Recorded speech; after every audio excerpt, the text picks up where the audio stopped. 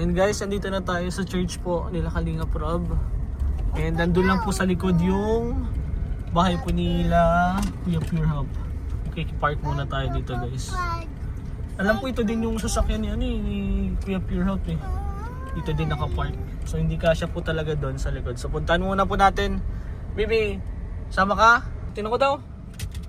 Ay, injectionan mo? Injection? Ah! Mama. Si Mama, injectionan mo. Tara guys, puntahan muna po natin. Saan kaya dito? Limot din talaga ako. Isang beses pa lang po ako nakapunta kila Kuya Pure Help. Alam ko pa bakit din to ng Kalingap eh. Wow.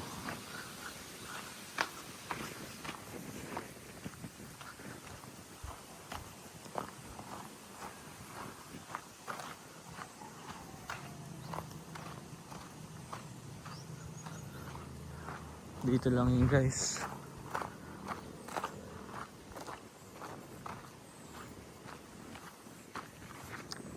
Ayun. Ayun, alam ko yun eh. Yun nga. Let's go. May daan din pala dito. Pero ko yun yung alam kong bahay nila Pure.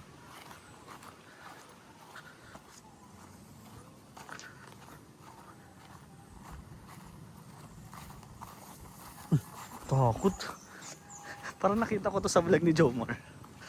Hi. Saan ba ang daan? Tara guys, tanong muna natin kung pwede tayong mag-vlog bro. Let's go.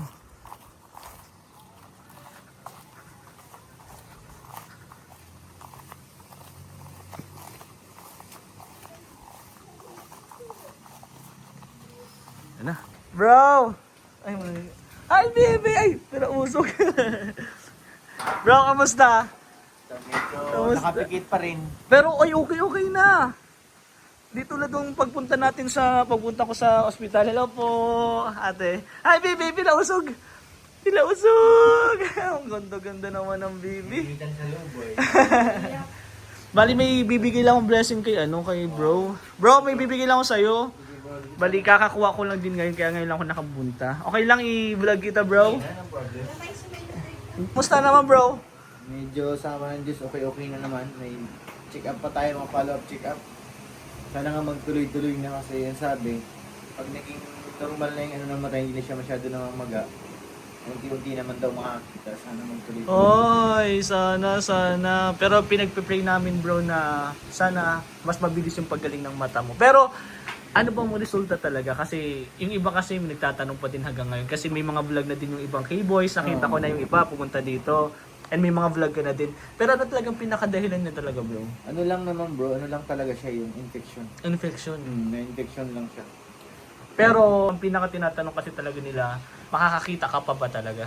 Ang sabi, may posibilidad pa daw ng mga kidra. Ito Oy, ito thank ngayon, you, Lord. itong parang may ano yata, bukas may isa pa akong check up. Yun yata yung huli, tapos doon na mag-ano kung makakita talaga.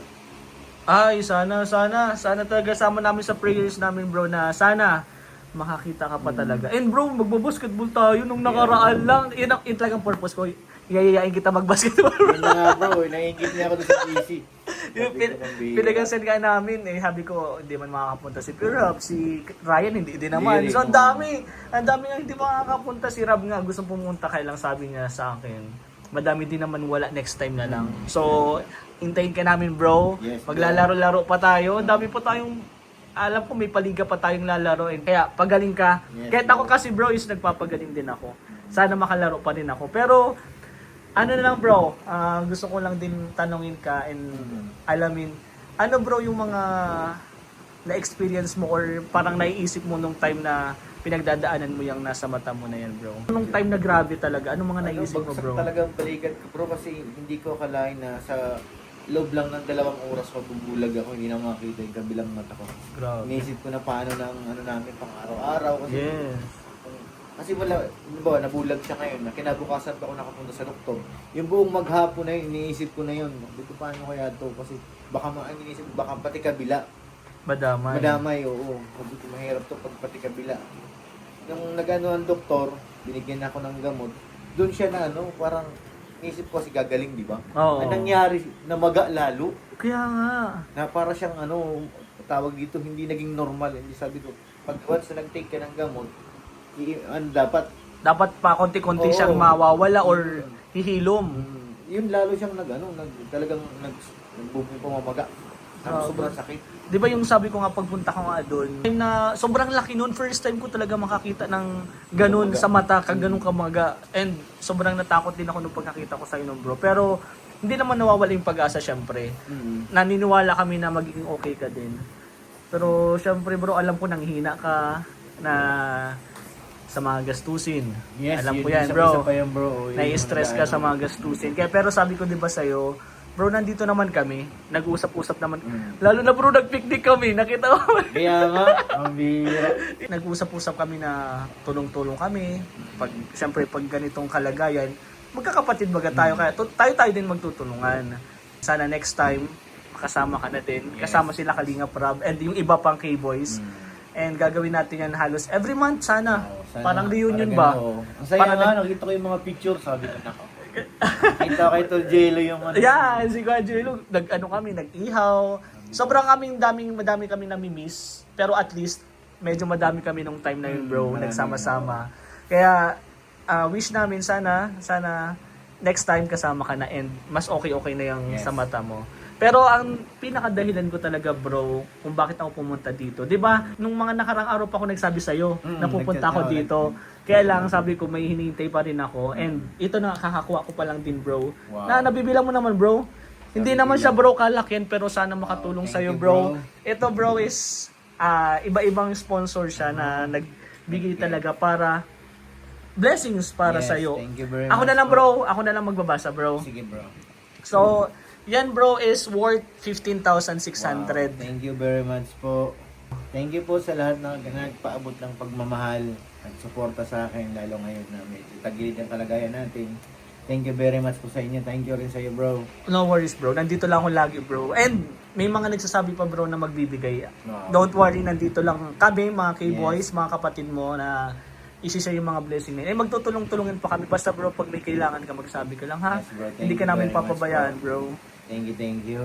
Nandito lang kami. And ito, yung mga nagbigay, pasalamatan ko lang din. Actually, dapat hindi ako mag-vlog pero dahil gusto ko din pasalamatan yung mga sponsor, di ba deserve din nilang pasalamatan. Yes, totoo. And para makita din ng ibang mga viewers or gusto pang tumulong sa'yo na ito yung ginagawa natin, isinashare talaga natin yung mga blessing na binibigay. Ito bro, is galing yan yung 1.5 from Daddies and Mommies International, Mami Josie and Tita Melanie Falcon, 1,000.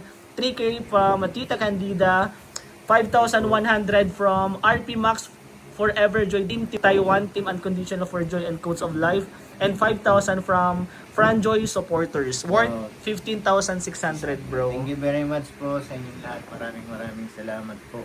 Ayun, and alam ko bro, meron pang ibang mga grupo, mga team na nag-iipon para maibigay sa yung blessings. Wow, thank you very much po. So sana bro, yun nga, gusto kong mas palakasin pa yung loob mo na wag kang susuko, wag kang magpapa-stress. Pero bro, nandito ang Team Kalingap, nandito kami mga kapatid mo, wag kang mawawala ng pag-asa. Gagawa din kami ng paraan para suportahan ka. So madami bro nagmamahal sa iyo. Sobrang dami nagmamahal sa iyo. Kailan ba yan? Nagpunta rin dito. Oo, nung nakita ko din. Sila Pianel kasama. Oo, madami bro nagmamahal sa'yo, don't worry. Hindi lang kami talaga makapunta agad-agad dito sa'yo, pero Thank you po. nasa prayers ka namin, nasa plano ka namin bro, kaya and alam mo naman na mahal-mahal ka namin, ikaw ang kuya namin eh. Thank you, Isa bro. sa kuya namin bro, kaya Thank you. di ka namin papabayan. Kahit kami bro is nag-iipon, basta pag may kailangan ka, magsabi ka lang ha. Nandito lang ka labi. And anong gusto mo bro sabihin sa mga sponsor, sa Team Kalingap, sa mga K-Boys na kapatid mo? Yan, unang-una nagpapasalamat ako sa iyo bro, kina Pianel, kina Ian, lahat na nagpunta dito, kay Papa Joms, Eds, lahat ng mga dumalaw, maraming salamat sa inyo kasi naramdaman ko ulit yung parang una kasi parang bagsak ako baga, yung iniisip ko paano na. Pero nung dumating kayo, nung nakita ko yung suporta nyo, dumadalaw kayo, parang ito na yung hinahanap kong pamilya na. Kumbaga, laban na ito, hanggang sa naabutin. Saka, dun sa mga sponsors na nagpaabot, maraming salamat. doon naman sana kasi meron mag-issue na lumalabas. Yes. Huwag po kayo mag-alala kasi hindi naman ako tatalon ng parang ano lang, tumalon sa kabilang ilog. Bro, wag mo din explain yan, hayaan mo sila kasi kilala ka namin, bro. Yes, And bro.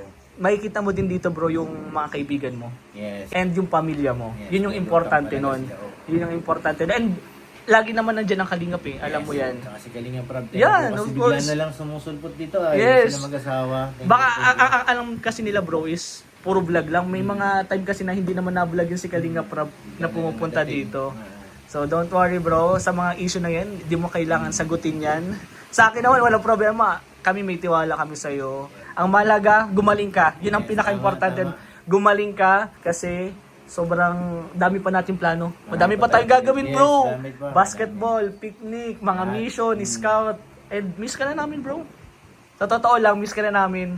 Lagi ka namin hinahanap. Hindi man tayo magkakasama mga magkakapatid, pero sa may mga chat-chat naman mga tayo at di na nila alam yun. Off cam, on cam, di naman nila alam ang lahat na nangyayari. Basta alam lang natin sa sarili natin na okay tayo, Yes.